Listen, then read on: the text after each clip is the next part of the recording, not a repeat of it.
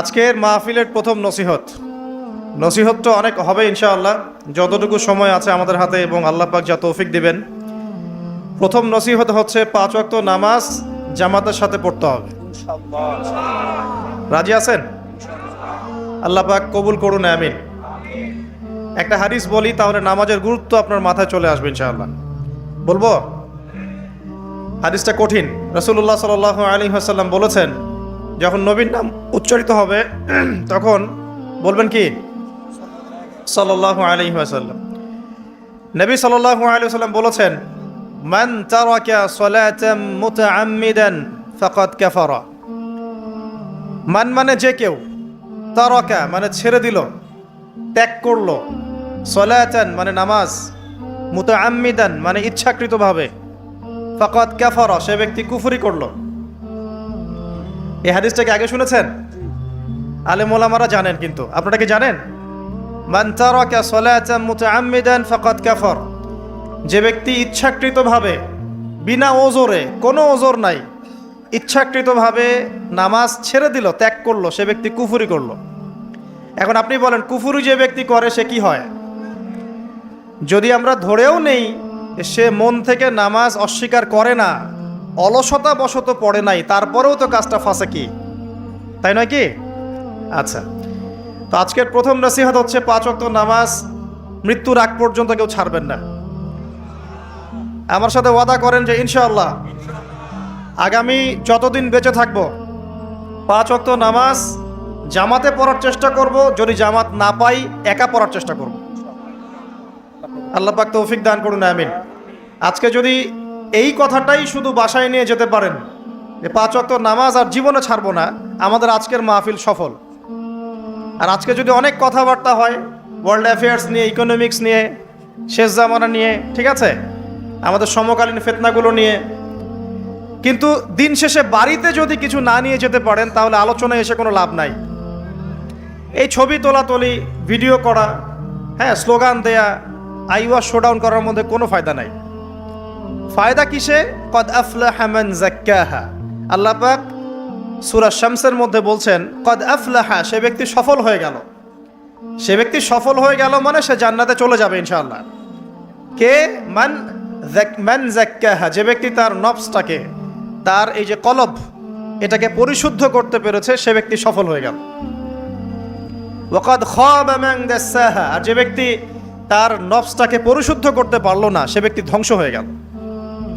নফস কিভাবে পরিশুদ্ধ হবে, এটা আমাদের আজকের আলোচনার টপিক। তার আগে আমরা বলি, 5 ওয়াক্ত নামাজ ছাড়া নফস কখনো পরিশুদ্ধ হবে না। তো আজকে আমরা অনেক যদি আলোচনা করি, বাসায় কিছু নিয়ে যেতে না পারি, তাহলে আলোচনার কোনো লাভ নাই, কোনো ফায়দা নাই। মানুষকে দেখানো, তাকবীর দেয়া, এই যে আমাকে প্রোটোকল দিয়ে নিয়ে আসলেন, ঠিক আছে, ভালোবাসা ভালোবাসার জায়গায়, কিন্তু দিন শেষে যদি আমরা আল্লাহর সামনে আত্মসমর্পণ করতে ব্যর্থ হই, তাহলে এই মাহফিলগুলোর বরকত নষ্ট হয়ে যাবে। আমরা কি চাই যে মাহফিলের বরকত নষ্ট হয়ে যাক? আসরের জামাত আমরা আদায় করেছি, এই জামাত আমাদেরকে শৃঙ্খলা শিখিয়েছে, শেখায় নাই?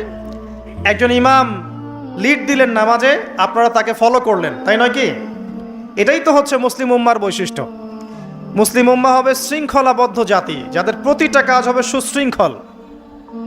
আর আমাদের কাজগুলো কি এখন সুশৃঙ্খল? আমরা কিন্তু উশৃঙ্খল জীবনযাপন করি।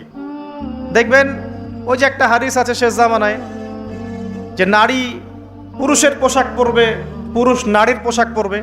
এই যে উশৃঙ্খলতা, দেখেন না এখন শেষ জামানায় আপনি দেখবেন এমন এক শ্রেণীর মেয়ে বের হয়েছে বাজারে, রাস্তাঘাটে, সমাজে, যারা কাপড় পরবে কিন্তু কাপড় পরেও নগ্ন থাকবে। এই কোনো হাদিস আমি বানিয়ে বলছি না, সবগুলো হাদিস সহি। এখন দলিল দিতে গেলে অনেক সময় চলে যাবে। তো উশৃঙ্খলতার যুগ, কাপড় পরে থাকাটা তাকওয়ার পোশাক, শালীনতা। আর এখনকার যুগটা চলছে কাপড় খোলার যুগ। কথা ঠিক না? ঠিক বলেন। এখন মানুষ কাপড় খুলতে পারলে বেশি কমফোর্ট ফিল করে। আর আপনারা জানেন না, এই মহাবিশ্বে আমাদের পিতা এবং মাতা আদম এবং হাওয়া আলাইহিমুস সালাম, তাদেরকে সর্বপ্রথম কে নগ্ন করে দিয়েছিল জানেন? ফালাম্মা যাকাশ শাজারা, যখন আমাদের পিতা মাতা ওই গাছের কাছে চলে গেলেন। কোন গাছ? যেটা আল্লাহ পাক বলেছিলেন ফালা তাকরাবা হাদিহি শাজারা।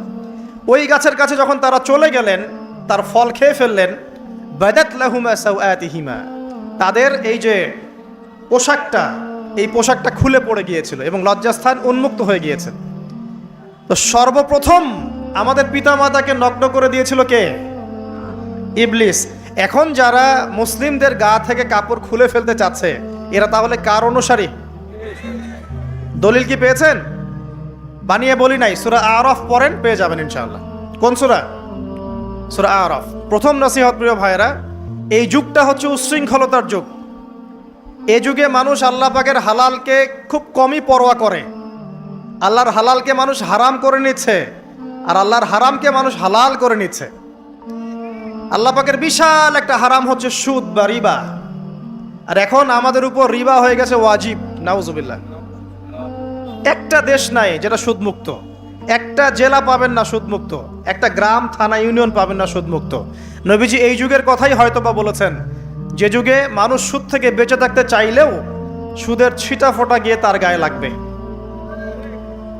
মনে করেন আপনি একটা কনস্ট্রাকশন করেছেন, একটা সুদি প্রতিষ্ঠান থেকে লোন নিয়েছেন, এখন আপনি ওই কনস্ট্রাকশনটা ভাড়া দিয়েছেন। সেখানে মনে করেন আমি ভাড়া নিয়েছি, আমি আপনাকে মাসে মাসে ভাড়া প্রদান করছি, আপনি সেই ভাড়ার টাকাগুলো কালেক্ট করছেন, করে সেই প্রতিষ্ঠানের লোন শোধ করছেন। প্রত্যক্ষভাবে না হলেও আমি কিন্তু পরোক্ষভাবে সুদে হেল্প করছি। আমি বুঝাতে পারছি না মনে হয়। এর বাইরে 1% মানুষও এখন পৃথিবীতে নাই যে ব্যক্তি রিবা থেকে বাইরে, ইচ্ছাকৃত হোক অনিচ্ছাকৃত হোক। আর এই প্রসঙ্গ আসলে আমি 2-4টা কথা না বলে থাকতে পারি না। সেটা হলো, নবী সাল্লাল্লাহু আলাইহি ওয়াসাল্লাম বলেছেন, রিবার 73টা শাখা আছে পাপের, তার মধ্যে সবচেয়ে নিচু শাখা হচ্ছে নিজের মাকে বিয়ে করা। সহিহ বুখারীর একটা বর্ণনা এসেছে, যে ব্যক্তি 1 দিরহাম সুদ খায়, দিরহাম কি? রৌপ্য মুদ্রা। কোথায় আছে? জাদুঘরে। কোথায় আছে? মার্কেটে আছে। রৌপ্য মুদ্রা দেখেছেন জীবনেও? স্বর্ণ মুদ্রা দেখেছেন? কোরআনে আছে, হাদিসে আছে, মার্কেটে নাই। কেন মার্কেটে নাই? কারণ পশ্চিমারা স্বর্ণ এবং রৌপ্য মুদ্রাকে হারাম করে দিয়েছে। পশ্চিমারা স্বর্ণ এবং রৌপ্য মুদ্রার ডিলিংসটাকে মার্কেট থেকে উঠিয়ে দিয়েছে। এই জন্য আপনি মার্কেটে গোল্ড কয়েন এবং সিলভার দিরহাম পাবেন না। কিন্তু আল্লাহর রাসূল সাল্লাল্লাহু আলাইহি ওয়াসাল্লামের যুগে এটা ছিল। এখন অনেক মানুষ দেখবেন বেদাত নিয়ে কথা বলে একদম ফেনা বের করে ফেলছে। অর্থনৈতিক সেকশনের বেদাত চোখে পড়ে নাই। এখন বলতে পারে এটা তো দুনিয়াবি বিষয়। বাস্তবিক অর্থে এটা দুনিয়াবি বিষয় নয়। কারণ এই পেপার মানির মধ্য দিয়ে, ইলেকট্রনিক মানির মধ্য দিয়ে আপনার সম্পদকে সিজ করে চুষে খাওয়া হচ্ছে, আপনি বুঝতে পারছেন না। এখন প্রতারণা করা কি জায়েজ না জায়েজ? শোয়েব আলাইহিস সালামের নাম শুনেছেন? একটা কম ছিল মাদিয়ানে, শোয়েব আলাইহিস সালামের কম। এই কম সম্পর্কে আল্লাহ পাক যখনই কথা বলেছেন তখনই তাদের একটা দোষ উল্লেখ করেছেন। সেটা কি? সেটা হচ্ছে যে তোমরা অন্যায়ভাবে মানুষের সম্পদ আত্মসাৎ করো না। তোমরা অন্যায়ভাবে মানুষের সম্পদ আত্মসাৎ করো না। এই কাজটা করতো শোয়েব আলাইহিস সালামের কম, এবং তারা মাপে কম দিত, জনগণের অর্থ সম্পদ লুটে পুটে খেত। আল্লাহ রাব্বুল আলামিন তাদেরকে ভূমিকম্প দিয়ে ধ্বংস করে দিয়েছেন। এখন এই পুরো মনিটারি সিস্টেম যেটা চলছে, এর মধ্য দিয়ে গরিব যে দেশগুলো আছে, স্বল্প উন্নত দেশ বা মধ্যম পর্যায়ের দেশ বা আরও নিম্ন পর্যায়ের অর্থনৈতিক সেকশনে, তাদের রক্তগুলো চুষে চুষে খেয়ে একটা সভ্যতা আজকে বিশাল বিশাল অট্টালিকা নির্মাণ করেছে। এই যে অন্যের রক্ত চুষে নিজে বড়লোক হওয়া, এটা কি হালাল না হারাম? এ কারণেই এই মনিটারি সিস্টেমের মধ্যে হারাম আছে। এই যুগটা সেই যুগ যেখানে মানুষ আল্লাহর হারামকে হালাল করে নিয়েছে আর হালালকে হারাম করে নিচ্ছে। রিবা একটা টাটকা হারাম, আমরা এটাকে হালাল করে ফেলেছি। এখন এই হাদিসগুলো শুনলে আমাদের গায়ের মধ্যে দাগও কাটে না, অন্তরটা কেঁপে ওঠে না, আমাদের কলবে কোনো নড়া দেয় না। নবী সাল্লাল্লাহু আলাইহি ওয়াসাল্লাম বলছেন, 1 দিরহাম যে ব্যক্তি সুদ খেয়েছে সে যেন 36 বার জেনা করেছে। কতবার? আমি হাদিসটা বানিয়ে বললাম কি বললাম না, আপনারা আলেমদেরকে জিজ্ঞাসা করবেন, বাসায় গিয়ে অবশ্যই জিজ্ঞাসা করবেন। যদি দেখেন হাদিস ঠিক আছে, সহি, তাহলে আল্লাহর ওয়াস্তে এখন যেমন তওবা করলেন আমি 5 ওয়াক্ত নামাজ ছাড়বো না, ঠিক আমার সাথে আবার তওবা করেন যে সারা জীবন সুদ খাবো না ইনশাআল্লাহ। নবী সাল্লাল্লাহু আলাইহি ওয়াসাল্লাম 4 শ্রেণীর মানুষকে অভিশাপ করেছেন। 1 শ্রেণী যে সুদ খায়, 2 নাম্বার যে দেয়, 3 নাম্বার যে সাক্ষী থাকে, 4 নাম্বার যে লিখে রাখে।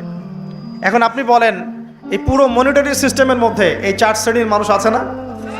কোনো না কোনোভাবে আমরা এর সাথে সম্পৃক্ত নই কি? সম্পৃক্ত। অতএব আল্লাহর এই বাণীকে যদি ভয় করেন, কোন বাণী? আল্লাহ পাক বলছেন ইয়া আইয়ুহাল্লাযীনা আমানু, হে মুমিনগণ, ইত্তাকুল্লাহ, তোমরা আল্লাহকে ভয় করো। ওয়াযারু মা বাকিয়া মিনার রিবা ইন কুনতুম মুমিনিন, তোমরা সুদের অবশিষ্ট অংশগুলো ছেড়ে দাও যদি প্রকৃতপক্ষে তোমরা মুমিন হয়ে থাকো। ওয়া ইল্লাম তাফআলু, তোমরা যদি সুদ না ছাড়ো, আল্লাহর হুঁশিয়ারি শোনেন, যদি তোমরা সুদ না ছাড়ো, ফাযানু বিহারবিন মিনাল্লাহি ওয়া রাসূলিহি, তাহলে আল্লাহ এবং তার রাসূলের সাথে যুদ্ধের ঘোষণা শুনে রাখো। আল্লাহ এবং তার রাসূলের বিপক্ষে যুদ্ধ করে কেউ জান্নাতে যাবে? কেউ কবরের আযাব থেকে বাঁচতে পারবে? কেউ হাউজে কাউসারের পানি পাবে?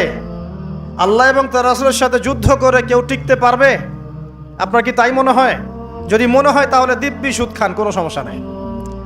আর যদি মনে হয় যে আল্লাহ এবং তার রাসূলের সাথে যুদ্ধ করে আমি পার পাবো না, আল্লাহ এবং তার রাসূলের বিরুদ্ধাচারণ করে আমার কবর টিকবে না, কারণ আমি একটা কথা বারবার বলি আপনাদেরকে যে আল্লাহ ছাড়া আমাদের আপন বলতে কেউ আছে? একা এসেছেন পৃথিবীতে, একাই যেতে হবে।